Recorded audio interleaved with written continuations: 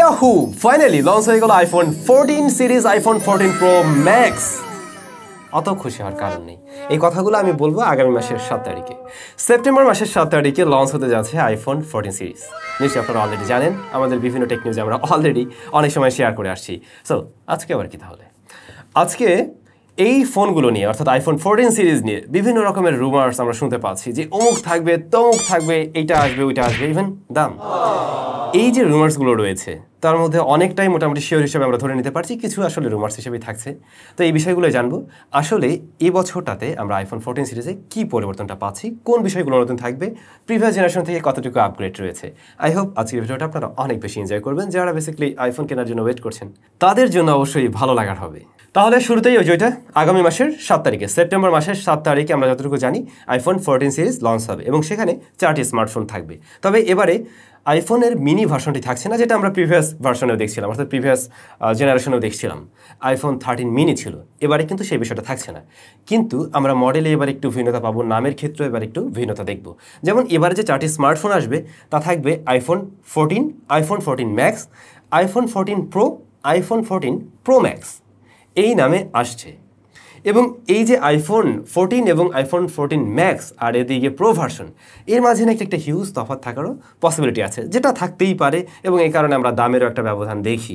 ডিজাইনের দিক থেকে সেই আগের মতোই, অর্থাৎ রিয়ার প্যানেলের ডিজাইন আপনি খুব আহামরি পরিবর্তন পাবেন না। তবে হ্যাঁ, একদম 12 আর 13-র ক্যামেরা মডিউল যেমন আমরা একদম কাছাকাছি দেখছিলাম, একই রকম প্রায় অলমোস্ট দুটোর ক্ষেত্রে আমরা দেখছিলাম একই কভার ব্যবহার করা যায়, কিন্তু এইবারে আমরা ক্যামেরা মডিউলটাকে একটু সরতে দেখব। আগের কভার বা কেস হয়তো ব্যবহার করা যাবে না, পাশাপাশি হোম বাটনটা যে সেটাকেও একটু সরানো হয়েছে, হালকা স্লাইডলি একটু সরানো হয়েছে। কিন্তু সবচেয়ে বড় যে পরিবর্তনটা দেখবেন তার সামনে ডিসপ্লেতে আগে কিন্তু এই যে বড় সড়ো একটা নচ ছিল, এবারে থাকছে পাঁচল কাটআউট, পাশাপাশি আমরা একটা পিল শেপেরও কাটআউট দেখব।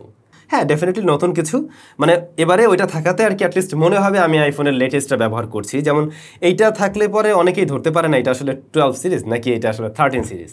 সো ওই জায়গায় হ্যাঁ তারা একটু নতুন করে ভাব নিতে পারবে যারা আইফোন ইউজ করে, যে আমারটা দেখছেন এই যে ক্যাপসুল ট্যাপসুল আছে, মানে আমারটা নতুন কিছু, এরকম একটা বিষয় থাকছে। ডিসপ্লের পরে সবচেয়ে বড় পরিবর্তন আরেকটি থাকবে তার প্রসেসর সেকশনে। তবে এইখানেও দ্বিমত রয়েছে, বিভিন্ন লিকস্টারদের বিভিন্ন লিক্স থেকে আমরা দুই রকমের তথ্যই পাচ্ছি। কেউ বলছে বায়োনিক A16 থাকবে সবগুলো ডিভাইসে, আবার কেউ বা বলছে এখানে প্রো এবং প্রো ম্যাক্সে থাকবে বায়োনিক A16, অন্যদিকে 14 এবং 14 ম্যাক্সে থাকবে বায়োনিক A15, যা কিনা প্রিভিয়াস জেনারেশনে রয়েছে, অর্থাৎ আইফোন 13 সিরিজে রয়েছে। তবে পার্সোনালি আমার যা মনে হয় অ্যাপেল এই ধরনের কাজ হয়তো বা করছে না। এটা যদি করা হয় তাহলে কেন আমি আমার এই 13টা রেখে বা 13 প্রো ম্যাক্স রেখে আমি ওইটার কাছে যাব, অর্থাৎ 14 ম্যাক্সের কাছে কেন যাব? কারণ এই যে পাওয়ার, প্রসেসর, এইটার কারণেই কিন্তু মানুষজন আইফোনের ফোনগুলো কিনে থাকে, অনেকেই কিনে থাকে। এরপরে বড় পরিবর্তনটা আমরা পেয়ে যাব ক্যামেরা সেকশনে। বিভিন্ন লিক্স বলছে 14 এবং 14 ম্যাক্স এতে থাকবে 12 মেগাপিক্সেলের শুটার, যা আমরা প্রিভিয়াস জেনারেশনে দেখছিলাম। তবে প্রোতে এবং প্রো ম্যাক্সে সেখানে থাকবে 48 মেগাপিক্সেলের ক্যামেরা সেন্সর, যেখানে আপনি 8K-তেও ভিডিও রেকর্ড করার সুযোগ পাবেন। আর আগের যে দুইটা মডেল 14 এবং 14 ম্যাক্স, সেখানে সর্বোচ্চ 4K 60 fps রেকর্ড করার সুযোগ থাকবে। সুতরাং ক্যামেরা সেকশনে বলা যায় বড় রকমের আপগ্রেড নিয়ে আসছে। এবারে নাকি এওডি থাকবে, অর্থাৎ অলওয়েজ অন ডিসপ্লে ফিচারটা আমরা পেয়ে যাবো আইফোনে, যে বিষয়টা অ্যান্ড্রয়েডে তো সেই অনেক আগে থেকেই রয়েছে, কিন্তু আইফোন মানে সেটা দেয়নি। কেন দেয়নি আমি জানি না, বাট এবারে এটা থাকার পসিবিলিটি আছে।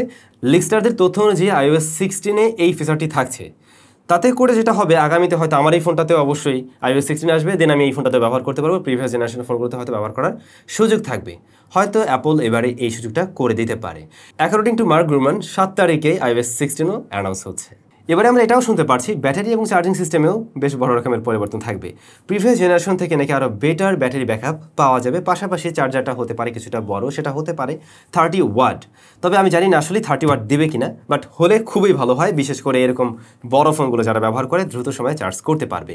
পাশাপাশি ওয়্যারলেস চার্জিং সিস্টেমটা যে সেইখানেও যদি একটা ইমপ্রুভমেন্ট থাকতো, অর্থাৎ মানে আরও বেশি ওয়াট সাপোর্ট নিত, তাহলে ভালো হতো। একই সাথে এটাও আমরা শুনতে পাই রিভার্স চার্জিং টেকনোলজিও নাকি আইফোন দিচ্ছে এবারে, দিলে খারাপ হয় না। সেই ক্ষেত্রে হয়তো এয়ারপডস সেটা চার্জ করা যাবে খুব সহজেই। আমি জানি না ঘরে ঠরে চার্জ করার কোনো সুযোগ থাকবে কিনা, মেবি ঘরে চার্জ করা যাবে না, অর্থাৎ অ্যাপল ওয়াচ চার্জ করা যাবে না। তবে হয়তো যদি রিভার্স টেকনোলজিটা দেওয়া হয়, হয়তো আমরা অ্যাপল এয়ারপডস চার্জ করতে পারবো। যেহেতু এবার একদম ছোট ফোনটা আসছে না, আই মিন 14 মিনি নামে কোনো ফোন আসছে না, তো ডিসপ্লে সাইজটা অবশ্যই জানা উচিত।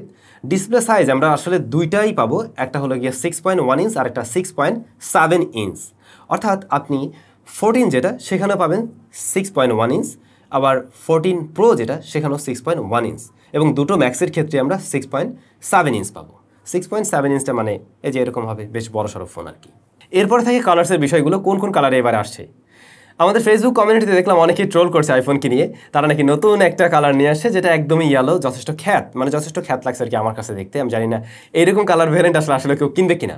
তবে আমার যা মনে হলো, আজকে আমি টুইটারে বেশ কিছু নতুন লিকস দেখলাম, সেখানে দেখা যায় আইফোনের নতুন একটা কালার ভ্যারিয়েন্ট আসছে যেটা হবে গিয়া ওই ব্রোঞ্জ কালার। ওইটা কিন্তু বেশ ভালোই লাগছে। হতে পারে এমন কিছু, কেউ হয়তো ফার্স্টের দিকে ওটাকে ইয়েলো কালার বানিয়ে ফেলছে, এখন মানে ওইভাবেই আর কি মোটামুটি লিক্স রুমার্স ছড়াচ্ছে যে ইয়েলো কালার আসতে পারে। তবে আমার যা মনে হয় ইয়েলো কালার ভ্যারিয়েন্ট না, হতে পারে কোনো ব্রোঞ্জ কালার এডিশন আসতে পারে। এর বাইরেও আরও বেশ কিছু কালার ভ্যারিয়েন্ট রয়েছে যেগুলো আপনারা এখন দেখছেন, এই কালারগুলো আসার কথা রয়েছে। ফাইনালি প্রাইসের বিষয়টা, প্রাইসটা কি সেই আগের মতো থাকছে? না, সেই আগের মতো থাকছে না, প্রাইসটা এবারে বেড়ে যাবে, মিনিমাম $100 বেড়ে যাবে। এবং এমনটা হতে পারে আইফোন 14 প্রো ম্যাক্স এটা স্টার্টিংটাই শুরু হতে পারে $1200 থেকে, মানে বেস ভ্যারিয়েন্টের স্টার্টিংটা শুরু হতে পারে $1200 থেকে। এবং অন্যদিকে আমরা দেখতে পাই আইফোন 14 যেটা, সেটা শুরু হতে পারে 799 থেকে, এবং আইফোন 14 ম্যাক্স 899, এবং আইফোন 14 প্রো 1099, অর্থাৎ 1100 থেকে শুরু হতে পারে। তো মোটামুটি আমরা সম্ভাব্য স্পেক নিয়ে আলোচনা করলাম। তবে যে বিষয়গুলোতে একদম 100-100 বলা যেতে পারে সেটা হলো আমরা বায়োনিক A16 অবশ্যই পাবো, সবগুলোতে পাবো কিনা জানি না, তবে মাস্ট দুটোতে ঠিকঠাক পাচ্ছি।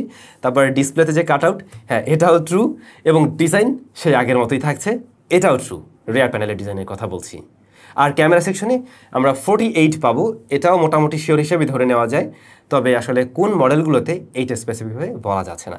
আরও একটা লিক্স কিন্তু ছিল, কিন্তু আমার যা মনে হয় ওটা মোটেই থাকছে না, ইন ডিসপ্লে ফিঙ্গারপ্রিন্ট স্ক্যানার। এই বিষয়টা হয়তো এবারেও থাকছে না, যা থাকা উচিত ছিল, আর থাকলে তো ভালোই হয়। সো কে কে ওয়েট করছেন আইফোন 14 সিরিজের জন্য, আসলেই কিনবেন তারা কমেন্ট করে জানাবেন। আর বলে রাখছি, বাংলাদেশে এই ডিভাইস আসলে ফার্স্টের দিকে এই ম্যাক্সের দাম বিশ্বাস করেন আর না করেন 1,80,000-এর আশেপাশেই হবে। লাস্ট ইয়ারে যখন আমি নিয়েছিলাম সেকেন্ড, মানে প্রথম যেদিন আসলো, ওই সময় এরকম দাম ছিল 1,70,000 না 75,000-এর আশেপাশে। তো এবারে যদি 14 সিরিজের ফোন আসে তাহলে কেন মানে সেরকম হবে না? অবশ্যই সেরকম কিছু হওয়ার পসিবিলিটি আছে। তাই বলবো যে আসলেই সাথে সাথে না কিনে একটু ওয়েট করবেন, তাহলে হবে কি কিছুটা কম দামে কিনতে পারবেন। অন্যথায় যদি আপনার বাইরে থেকে নিয়ে আসার মতো সুযোগ থাকে সেটাও আপনি দেখবেন নিশ্চয়ই। সবাই অনেক বেশি ভালো থাকবেন, সুস্থ থাকবেন, দেখা হচ্ছে একদম নতুন ভিডিওতে।